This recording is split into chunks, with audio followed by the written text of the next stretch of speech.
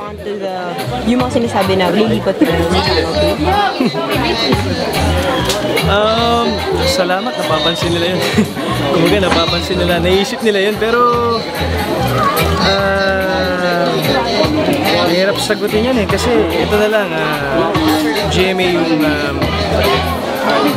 nag-mix nag-mix sa akin kung nasan man ako sila yung dahilan. And wala akong balak, wala pa naman ako. Hindi pa naman pumapasok sa isip ko na lumipat sa ibang stasyon. Kahit hindi mo kinoconsider yung mga, kasi syempre diba si Paolo Avellino, it did him good. Wala ka bang you never did ever, cross your mind?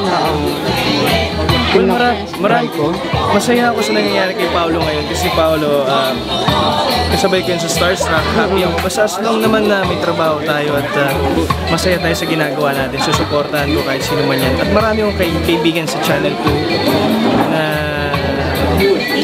marami talaga. Marami akong mga friends dyan na nakikare sa akin. And sila rin nag-advise na sa 7 talaga. Kumusta firing mo? Target shooting? Nag-stop muna ako. Nag-focus talaga ako sa family muna. Talagang gusto kong makahanap ng bahay. Aljon, hindi ka ba nagtatanong sa management or siyempre tinatanong na nag-handle sa'yo ano yung next mong gagawin? Meron na sila sinabi sa akin pero hindi ko pa masabi kasi hindi pa sure eh. Meron naman sila mga plano sa akin. Hindi naman nagtatanong wala namang question na kasi sunod-sunod naman yung out of the country namin. Yun yung pinagkakabalan namin ngayon in out of town. Movie wala pa? Wala pa naman. Kumbaga mas dinedevelop namin yung skills namin sa pagharap sa tao. Pag-perform. Yeah, kumbaga napagbibigyan yung gusto ko na music. Na-meet mo na daw si Robin? Matagal na. May banta ba sa'yo? May banta ba sa'yo? Ano sabi niya sa'yo? Meron ba? Wala naman. Ano sabi sa'yo? Ano sabi? Dati sabi niya, nung nakausap ko siya, sabi niya, yun lang yung tinawag kanyang bubuyog. Yun lang. Tapos sinabi niya na lagi daw nakikita si Kylie na nasisenti sa may stairs nila. At parang ayaw daw ikwento sa kanya kung ano ba talaga yung totoong nangyayari. Ayaw kwento sa kanya? Oo, ayaw ikwento sa... Naging kayo ba? Or MU? Tapos naghiwalay? Kami ni Kylie naman, galing din naman sa kanya. Siya rin naman nakapagsabi, talagang magkaibigan lang kami. Close, very close. And ito sasabihin ko sa kanya, special talaga siya sa akin. Hanggang ngayon? Sobra. May mga sitwasyon lang talaga na alam mo yun, na hindi pwede. Ano yung mga factor na yun? Trabaho ba? Schedule ba?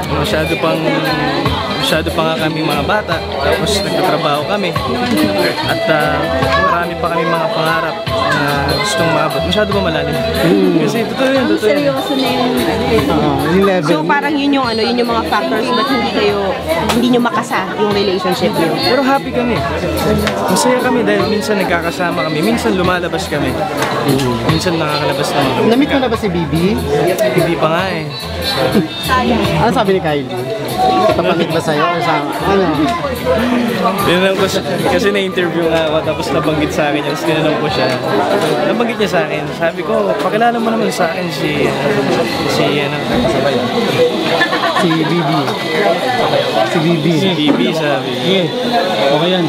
Sabi niya, sige. Sabi ko, basta pag may time. Kasi pag special sa akin yung tao, kahit lalo-lalo na yung family niya, gusto ko makilala natin. Hindi ka ba ma-intimidate kay Bibi? Bakit naman? Ano naman sasabihin sa kanya? Tito, tita. Fan ako nun eh. Magagalit Nung siya si Rostom o siya na si Magagalit yun sa Mista.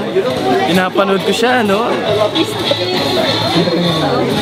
Mas pogi pa sa akin yun. Kumbaga, ina-idolo ko rin siya noon.